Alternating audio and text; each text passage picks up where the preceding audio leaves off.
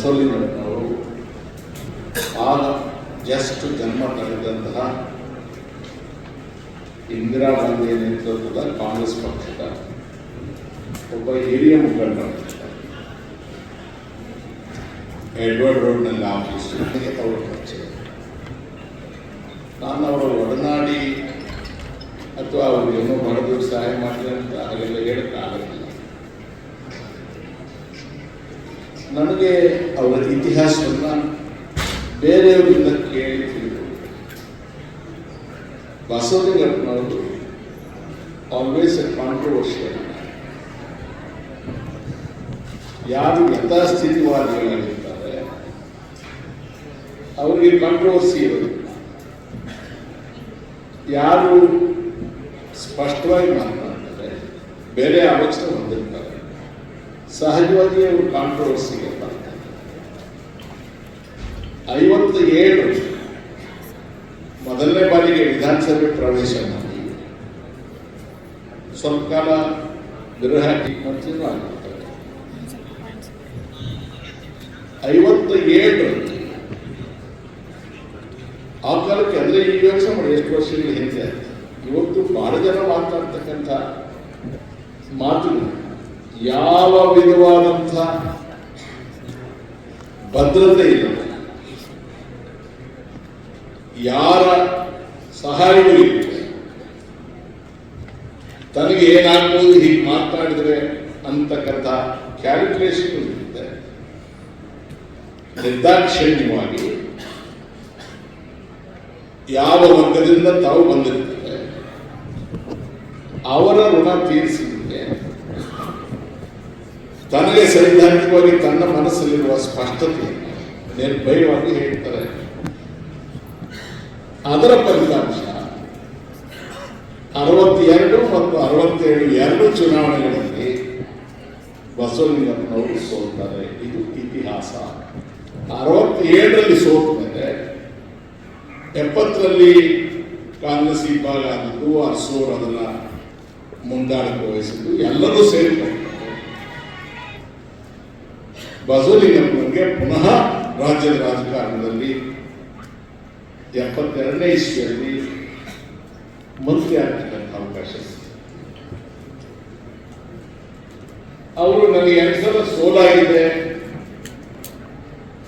ನಾನು ಸ್ವಲ್ಪ ಹುಷಾರಲ್ಲಿ ಹೋಗಬೇಕು ಅನ್ನೋದೇನು ಅವ್ರ ಮನಸ್ಸಿಗೆ ಬರಲಿಲ್ಲ. 2 ಸಲ ಅವಕಾಶ ತಪ್ಪಿದೆ, ಮತ್ತೆ ಅವಕಾಶ ಸಿಕ್ಕಿದೆ, ನನ್ನ ಕೆಲಸವನ್ನು ನಾನು ಮುಂದುವರಿಸ್ತೇನೆ ಅಂತ. ಬಹಳ ಜನರಿಗೆ ಇವತ್ತು ಮತಗಟ್ಟೆ ಹೋಗ್ತಾರೆ ಅಂದರೆ ಅವತ್ತು ವ್ಯವಹಾರ ಅವತ್ತಿಗೆ, ನೆನ್ನೆದು ಯಾರಿಗೂ ಸಂಬಂಧ, ನೆನ್ನೆಗೆ ಇಂದಿಗೂ ಹಿಂದಿಗೂ ಅವ್ರು ಹಾಕುತ್ತಿದ್ದವರು. ಚಲಾವಣೆಯಲ್ಲಿ ಇದ್ದೇ ಇರೋರು ಮಾತನಾಡಿದ್ರೆ ಅದಕ್ಕೆ ಮಹತ್ವ ಇರೋದಿಲ್ಲ.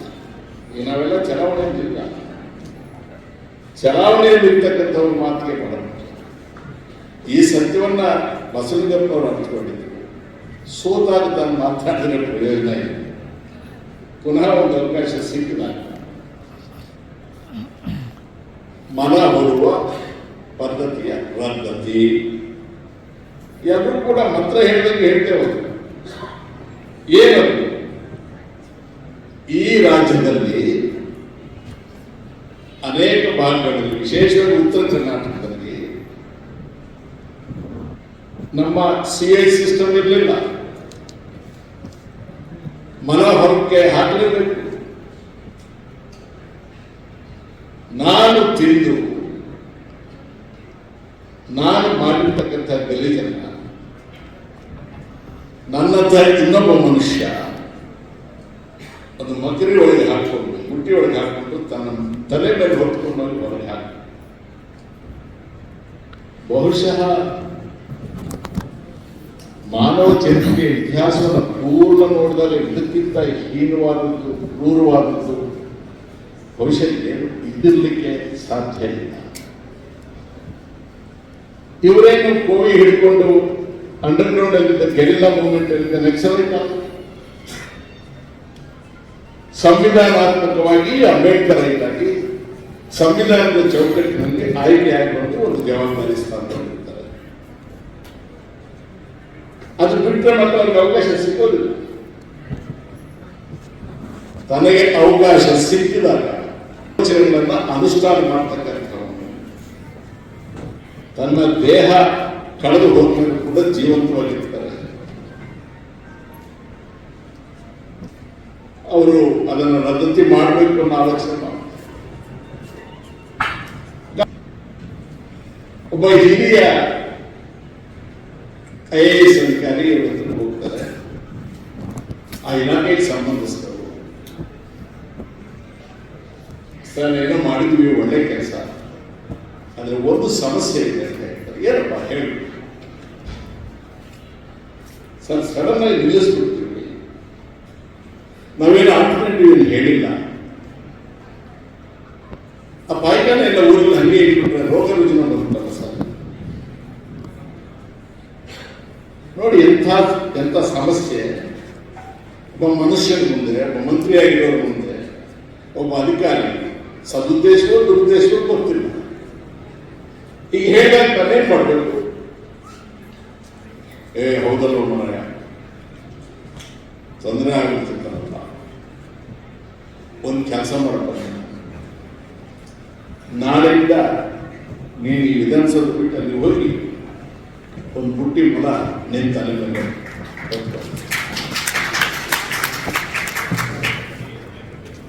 ನಿಮ್ಮಪ್ಪ ಯಾವಾಗಾದ್ರೂ ಗೊತ್ತಿಲ್ಲ.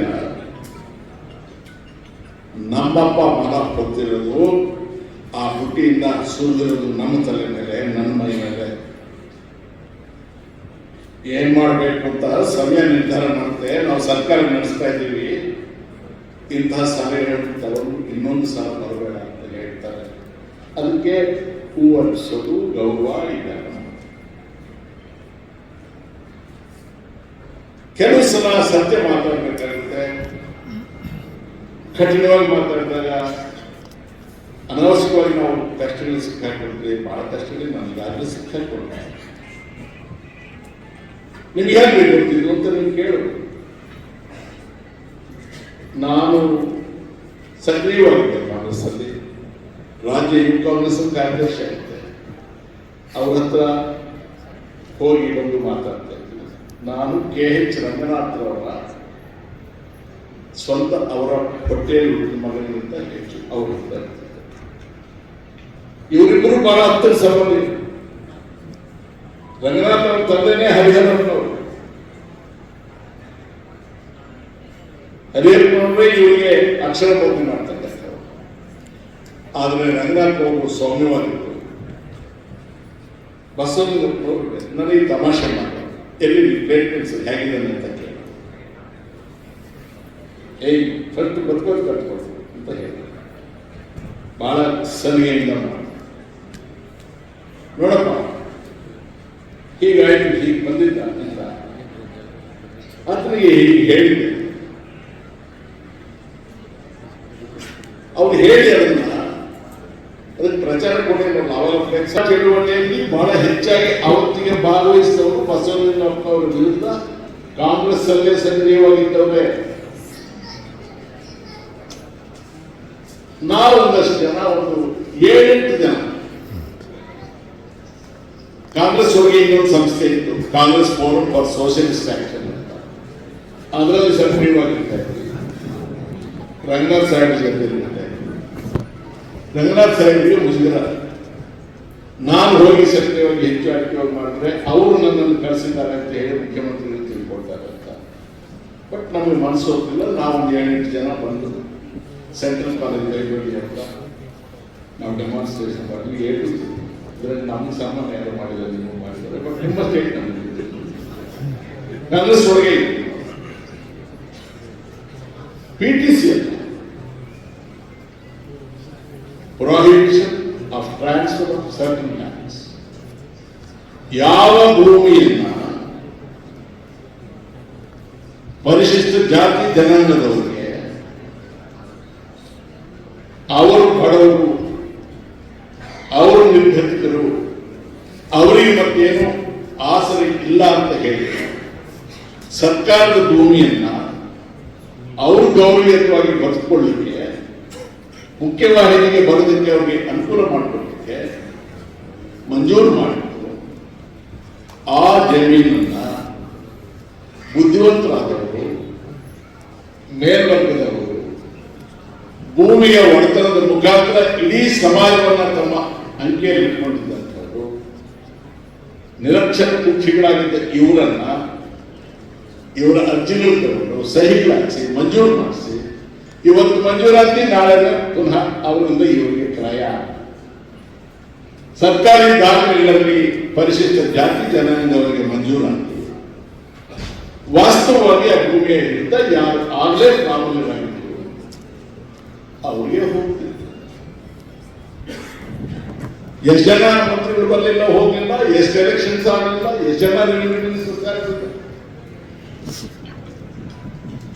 ಅವರಿಗೆ ಯಾಕೆ ಹೋಗ್ಬೇಕಿತ್ತು?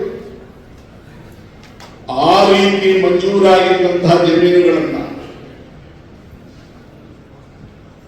ಯಾವ ಷರತ್ತುಗಳು ಕಂಡೀಷನ್ಗೆ ಒಳಗಾಗಲು ಮಂಜೂರಾಗಿತ್ತು ಅದನ್ನೆಲ್ಲ ಉಲ್ಲಂಘಿಸಿ ಮಾಡಿರ್ತಕ್ಕಂಥದ್ದನ್ನ ಆ ಎಲ್ಲ ಕ್ರಯಗಳನ್ನು ರದ್ದು ಮಾಡ್ತಾ ಇದ್ದಾರೆ. ಅದರ ಯಜಮಾನಿಕೆಯನ್ನು ಯಾರು ಮೂಲ ಮಂಜೂರಾತಿದ್ದಾನೆ ಅವನಿಗೆ ಕೊಡಬೇಕು ಅಂತಕ್ಕಂಥ ಕ್ರಾಂತಿಕಾರಕ ತೀರ್ಮಾನ. ಇದಕ್ಕೆ ಭೂ ಸುಧಾರಣೆಗೆ ಸಂಬಂಧ ಇಲ್ಲ.